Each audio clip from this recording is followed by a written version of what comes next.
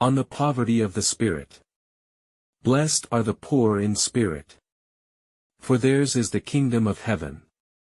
There are many who being at prayer or in service give their bodies many abstinences and sorrows.